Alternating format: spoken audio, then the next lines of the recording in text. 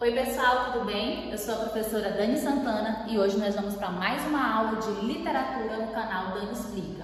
Falaremos da terceira geração do modernismo brasileiro. Até aqui, se você voltar nas nossas aulas anteriores, nós já falamos de pré-modernismo, de vanguardas europeias, de Semana de Arte Moderna, da primeira geração modernista, da segunda geração modernista e agora falaremos da terceira geração. Vamos iniciar apresentando o período em que essa geração aconteceu. Então, ela acontece no período de 1945 a 1980. Por que eu coloquei esse asterisco aqui? Porque existe uma certa divergência entre alguns estudiosos. Alguns defendem que a terceira geração modernista encerrou ou foi até 1960. Outros defendem que até 1980 e outros acreditam que nós ainda estamos vivendo a terceira geração do modernismo. Mas essas são vertentes literárias diferentes. Nós vamos trabalhar e acreditar, por enquanto, nesse período de 45 a 80. Algumas informações importantes sobre essa terceira geração. Vocês já conhecem as características do modernismo em si, enquanto movimento, da primeira, da segunda geração. Eu quero reforçar para vocês que essa terceira geração é uma geração que vai assumir uma atitude formal, mais formal comparada às gerações anteriores, então é um ponto importante. Segunda coisa, oposição ao espírito radical da primeira geração. Nós sabemos que a primeira geração ela foi marcada pelo radicalismo, pela inovação, pela ironia, pela a modernidade literária que ela trouxe.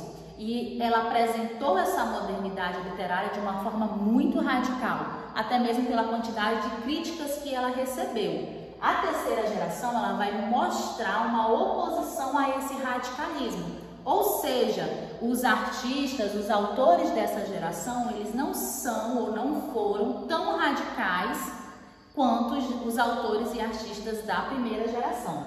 E aí eu sempre gosto de apresentar para vocês o contexto histórico. Por quê? Literatura e história andam de mãos dadas, então eu preciso entender o que estava acontecendo naquele momento para que eu possa compreender o porquê do autor ter se expressado e ter manifestado a sua obra literária daquela forma. Então, o que eu tenho de muito importante que é interessante você saber?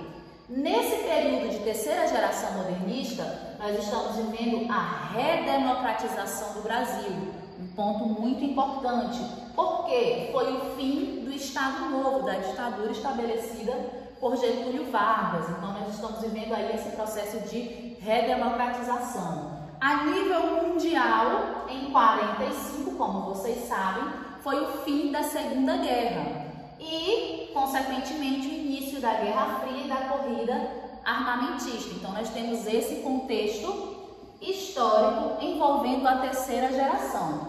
Quais as características, professora, dessas obras, desses artistas, o que eles valorizavam? Então, eu coloquei aqui algumas características da terceira geração. Primeira delas, academicismo. E aí você vai lembrar assim, opa, lá na primeira geração, a professora Dani disse que uma das características era o anti-academicismo. Lembram que nós iniciamos falando justamente isso, que havia uma oposição ao radicalismo da primeira e que a terceira geração é marcada por uma atitude mais formal. Logo, eles irão trazer novamente esse academicismo, um pouco dessa formalidade. Há também uma valorização do passadismo, ou um retorno ao passado, valorizar aquilo que ficou lá atrás. Eu tenho ainda oposição à liberdade formal, mais uma vez fazendo um contraponto.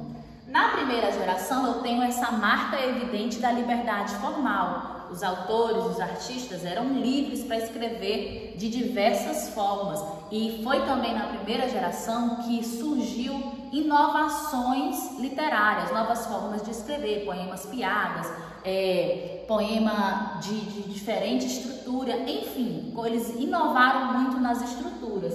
E na terceira geração eu tenho esse retorno aqui a forma poética e essa liberdade formal, que é o que eu estava falando, uma oposição a essa liberdade formal. Então não tem abertura para ser tão livre assim na sua produção.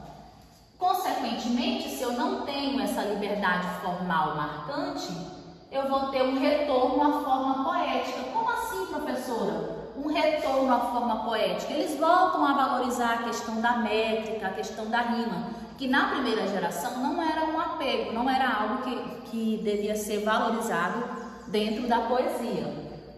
São influenciados pelo parnasianismo e simbolismo. Agora, o que é importante eu colocar aqui? Você vai pensar assim, meu Deus, a professora disse na primeira geração que eles tinham uma aversão ao parnasianismo, principalmente. Por quê? Porque o parnasianismo era aquela linguagem mais formal, mais rebuscada, a arte pela arte, a busca pelas palavras mais difíceis. Para escrever o poema, tinha que pensar em todas as palavras, a forma de organizar para que ele ficasse perfeito. E aí agora a terceira geração vem com o parnasianismo. Não é algo muito forte, mas a gente pode perceber em alguns autores, sim, uma influência do parnasianismo e do simbolismo, movimentos literários anteriores.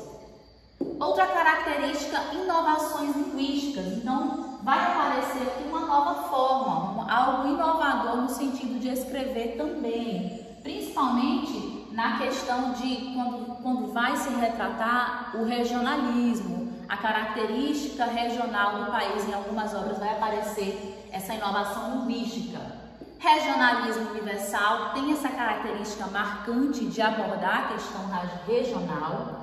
Os temas que vão aparecer dentro das obras são temáticas sociais e humanas e uma linguagem mais objetiva, no sentido de ser mais direta. Essas são algumas das características da terceira geração modernista. Só por aqui a gente já conseguiu perceber que é uma geração que vai se diferenciar bastante da primeira geração. Todas estão no mesmo movimento, modernismo, mas aqui eu tenho características que diferenciam bem a primeira geração da terceira geração. Vamos falar agora dos principais autores e das principais obras. Vamos conhecer um pouquinho mais das obras e dos autores da terceira geração. Vamos começar falando sobre a prosa modernista de terceira geração. A terceira geração, ela teve uma inclinação muito grande para a prosa. O que se destaca dentro da terceira geração é justamente a sua produção na prosa. Então, eu tenho aqui 3 tipos. Eu tenho a prosa urbana, a prosa regionalista e a prosa intimista. A prosa urbana vai retratar mais a questão das cidades. A regionalista, como o próprio nome diz, vai dar um olhar para o regional, para o interior. E a intimista é uma análise mais voltada para o ser humano, é uma análise mais psicológica. Dentro da poesia, apesar da prosa ser o destaque, a poesia não deixa a desejar. Dentro da poesia, os poetas da terceira geração, como eu já disse, por ter aquela inclinação, aquela influência do parnasianismo, acabaram sendo chamados de neoparnasianos, que seria novos parnasianos. Por quê? Porque eles perpetuaram características do parnasianismo, eles trouxeram de volta para a poesia da terceira geração características que fizeram parte do parnasianismo. Quais, professora? Preocupação estética com a beleza, com a poesia, metrificação e versificação, busca da perfeição e culto à forma. Todas essas são características do parnasianismo. E aí os autores da terceira geração acabaram trazendo de volta essas características, assim sendo conhecidos como neoparnasianos. Eu coloquei aqui para vocês alguns autores e algumas obras da terceira geração. Claro que não estão todos. Eu coloquei aqueles que eu considero de maior destaque, que vocês precisam saber, nem que seja ao menos o nome desse autor e de alguma obra sua. Nós vamos começar falando do João Cabral de Melo Neto. Ele é um autor extremamente importante dentro da terceira geração. Ele tem algumas obras, dentre elas nós temos Morte e Vida Severina, publicada em 1955. É um auto de Natal, é um grande poema que vai contar a história de Severino, um nordestino que está saindo do sertão da seca em direção ao litoral, porque ele quer uma nova vida, uma nova chance, uma oportunidade.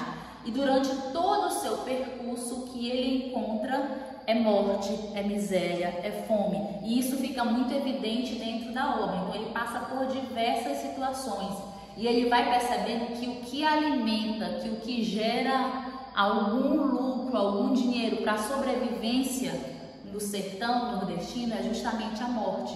São as rezadeiras, são os médicos, são os coveiros que vivem em função da morte.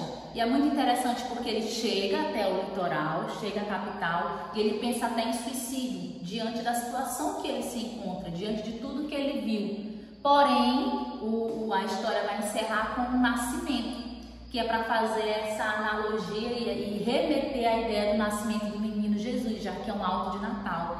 E esse nascimento ele é muito significativo e simbólico na obra, porque o nascimento representa a esperança. Então, apesar de toda a fome, de toda a miséria, de toda a seca, de toda a desgraça que o Severino viu e passou, o nascimento daquela criança que acontece no final da história representa o nascimento da sua esperança, a renovação da sua esperança. Professora, a senhora já contou tudo? Não, é muito rico, é muito interessante, é muito gostoso ler Morte e Vida Severina, é bem tranquilo, é um livro muito bom e eu indico a leitura para vocês. Outra autora muito importante dessa terceira geração é a Clarice Lispector, também com várias obras, e eu trouxe para vocês aqui A Hora da Estrela, que é um clássico, tem até um filme também retratando essa obra literária. A Hora da Estrela vai contar a história de Macabeia, que é uma moça de 19 anos, nordestina, que foi para o Rio de Janeiro em busca de uma vida melhor. Ela começa a morar com uma tia, o livro descreve muito bem a Macabeia, os seus aspectos psicológicos, a sua questão, o livro traz essa questão intimista de análise do ser humano. Eu não vou contar a história toda para vocês vão procurar, assistir o filme, pesquisar, mas é muito interessante a forma como a Clarice apresenta a Macabeia. O livro ele é narrado por Rodrigo, que é alguém que está contando essa história para o leitor. Então, assim, é uma história maravilhosa também.